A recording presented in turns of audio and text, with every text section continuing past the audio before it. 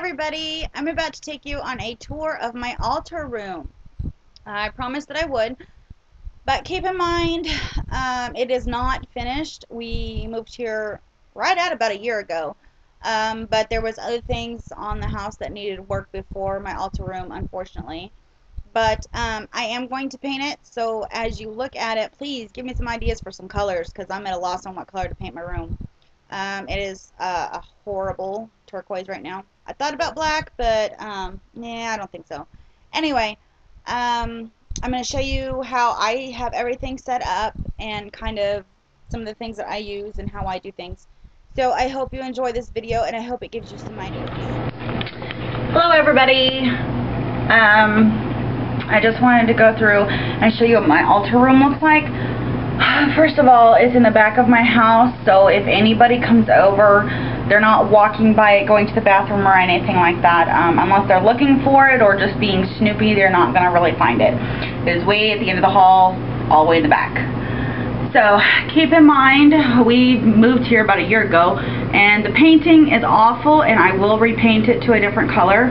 I have not figured out what color, but right now there was other things that are more important than painting, and I'm sure my altar room will be one of the last places that are painted. So it is a work in progress. So with that, here we'll go in. We're going to come around here, and here is my room. My altar. I'm going to get a black curtain to put over this mirrors because it's very distracting. But I have my bookcase over here, and you can see at the top we've got some candles, and those 4 candles in the front, those are the candles that I put on the northeast, south, and west when I'm doing a circle. And then I've got lots of herbs and things, sea salt. And then this shelf is my book of shadows and my pocket book of shadows that is on this side right there.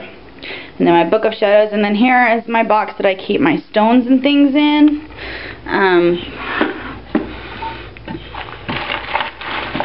You can see it here, but I have all sorts of different stones and for everything, so I do like to collect stones.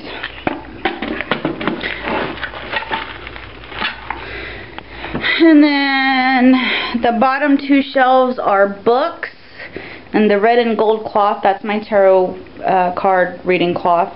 I do have a lot more books than this, but we moved and not everything has been unpacked yet. Over in this corner, well, there's a mattress there right now. It'll be gone soon. But I'm going to put a table over here, and that is going to be just my divination table. I'm going to put my things on that for divination and stuff, so that way it has its own place. And then we come over here, and I have my altar. Now I have a goddess and a god candle, and then I have 3 illumination candles on either side, because there's not much light in this room anyway, so when it's if I'm doing a ritual at night, then it'll give me more light to read my book. I do things, my goddess candle, I have the goddess of Willendorf, and then I have some spring things that I pulled out of the yard to put around the bottom of the candle. They're starting to wilt now, so I need to get some new ones.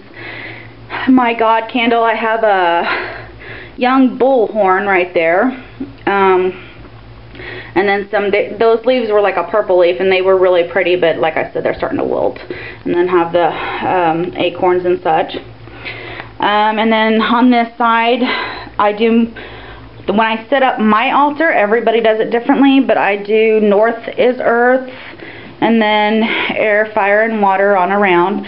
So I have my pentacle on the north side. It's not completely north because I keep it in front of the candles.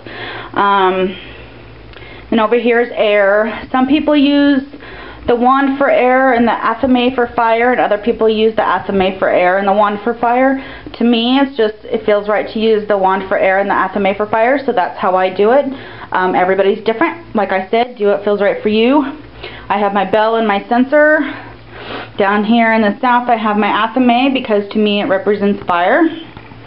Over here I have a seashell, my chalice, excuse me, and a bowl of sea salt. Some people use the salt as earth, but since I use sea salt, I think to me, it more represents water. Now, the cool thing about my altar is that it's on a dresser. So, I have all sorts of goodies in here. There's my tarot cards, a little box I made, a poppet, and here's my incense. Yeah, I'm not the most organized witch.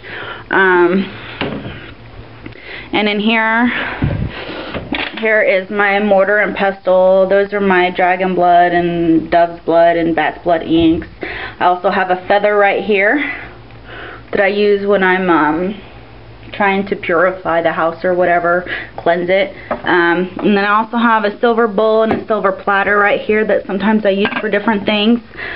And then I don't think there's anything in the bottom drawers, but you get the idea. Yeah, they're empty. But that's my altar. And then when I do my circle, I take these 4 candles, earth, air, fire, water, and I will place them around in a circle.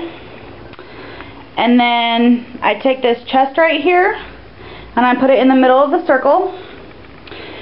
And then I put an altar cloth on it, and I just put simple things on it for whatever ritual I'm going to do, and I'll decorate it for that ritual depending on full moon, Yule, Beltane, whatever I'm going to be doing.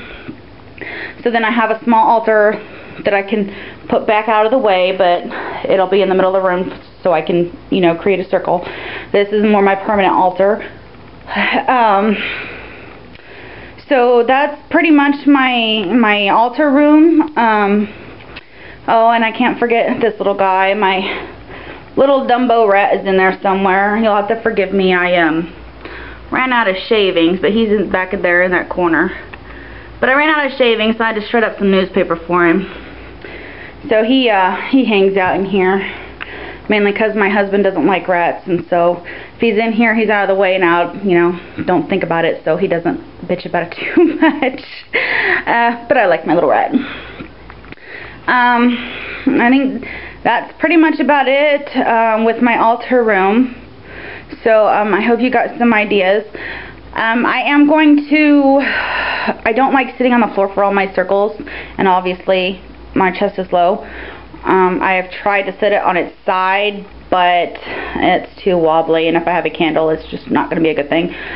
So I am in the process of looking for something a little higher, just a small round table that's maybe counter height or just a little bit below, and then I will use that in the middle of the room for my altar, and I think that would be pretty awesome. So I'm not a woodworker, so I have to find one, and I just haven't found what I want yet. But like I said, it's a work in progress, and obviously the color of the room will have to go. Not sure what I'm going to paint it yet, and then once I paint it, I'll be able to decorate it more. And I'm never moving again, so I can do whatever I want in here. And I'll, you know, probably end up with more shelves. Also, another thing is, when I first started out, I got these little plastic, I think they were the Ziploc brand bowls to put my herbs and things in. And I don't like them. I'm going to start collecting and buying the jelly jars that you use for canning. I'm going to buy those, and I'm going to put my herbs and things in those. So that should make things look a little more witchy, I guess. I also have, these are my little witch bottles. I'm not sure exactly what they were, but they got little corks on them. There's 4 of them. I thought I had 5. I might have lost one somewhere along the way. But anyway, they're all different, and they're really cool for putting potions or something in. But anyway, I found those on eBay for like $5 for all of them. So I thought that was pretty neat. And just little things that I don't never have the money to spend a whole lot at one time usually. Obviously my Book of Shadows was really expensive, but most things I just collect as I go, and eventually someday my room will be how I want it. But in the meantime, when I see little things that I like here or there, I just grab that. Anyway, I hope you enjoyed it. I hope you got some ideas, and here in the next year or so, when this room is done and completed, I will put up another one showing you what I've done with it. So in the meantime, blessed be. Okay, so I hope you enjoyed my little tour of my altar room, and I hope you were able to get some ideas. I'm still looking for ideas on things I can, use to decorate with, and I'm really, really, really up in the air of what color to paint it, but that turquoise has got to go. So if you have any ideas, I do not want to paint it black. I thought about it, but I don't think I'd like it, and it's already dark enough in that room. So something kind of bright, but maybe that means something. I'm still looking into it, so if you have any ideas, please let me know. Um, so yeah, anyway, hope you got some ideas, and like I said, everybody does their altar differently, and that's fine. Do what feels right to you. I just gave you, showed you what I did and gave you some ideas that I had. So, and also, one of the things when you start out, you don't have all these items, and that's fine. Um, you do not have to spend a lot of money. You really, really don't. My wand, I made that myself. I had a big oak tree where we used to live, and I in the beginning I was like, well, I have to buy this, $70 one on eBay because it's so pretty and it's gonna be all magical. No, you make your own magic with your things. You put your energies into it and make it. It's hard to comprehend that at first, I know. Um, but anyway, we moved and they were tearing down the house and all the trees and everything had to go when we left because they were going to build something else there. And so I really liked the old oak tree. It was huge, it was old, and I just loved the shade it gave. And I used to meditate under it all the time. So I took a branch off of it and I ripped all the bark off of it, and then I just sanded and sanded and sanded forever and put my energies into it. And that's how I made my own one. Um, and I didn't paint it or anything. I just left it all natural. So that's, and you've seen it. That's what it looks like. Um, you can make your own things as much as you can. In the Buckland's book, the one that they call Uncle Bucky's Big Blue Book, I can't remember the name of it. The workbook one that I showed in my video about the book review. Anyway, he shows you how to make things, even your athame, how to make your athame. So that's definitely something to check out. Make your own robes, whatever. I made my own robe. I did buy a cloak, which I don't really like. It's pretty cheap, so I'm going to make a new one, but finding the time. Yeah. So anyway, so just, remember that, if you see, you're walking along and you see a rock that, even if it's in a driveway or something and you really like it, that might mean something to you.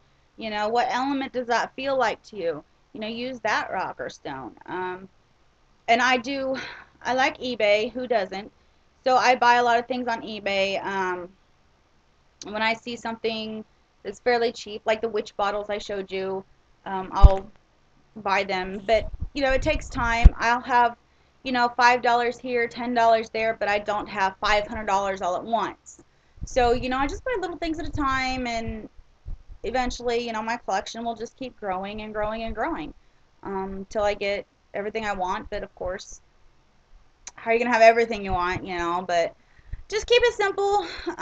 There's certain things that you're going to want to spend money on. To me, it was a Book of Shadows. Maybe to somebody else, they really want to spend money on one of those fancy wands, and that's fine. Just, if you've got the money to do it and that's what feels right to you, then do it. So anyway, I hope everybody got a good ideas, and anyway, until next time, blessed be.